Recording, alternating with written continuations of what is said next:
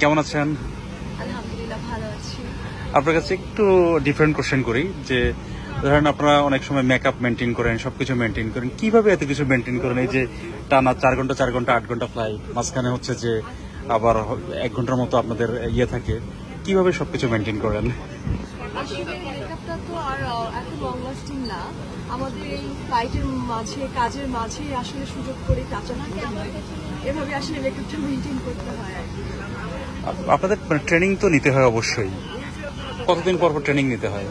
আমাদের হচ্ছে 1 বছর পর পর একটা গ্রাউন্ড ট্রেনিং থাকে, যে আমাদের সেফটির উপরে, তারপর হচ্ছে আমাদের এয়ারক্রাফট যে রেটিংস আছে, এক এক ধরনের এয়ারক্রাফট আছে, সব কিছুর উপর আমাদের প্রতি বছর 5 দিনের একটা রিকারেন্ট ট্রেনিং হয় আর রিভিউ করার জন্য। আপনার প্রথম দিন ফ্লাইটের এক্সপিরিয়েন্সের কথা মনে আছে? মানে প্রথম দিন কিরকম করছিলেন? হ্যাঁ, আমি আসলে এর আগে আরেকটা এলআইসি ছিলাম, তো তখন অভিজ্ঞতা ভিন্ন ছিল, বিমানে ফ্লাইট করার অভিজ্ঞতা ভিন্ন ছিল।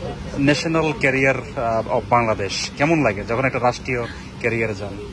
হ্যাঁ, ইটস ট্রু দ্যাট আসলে এটা আমাদের একটা it's a dreamy organization, you can say also.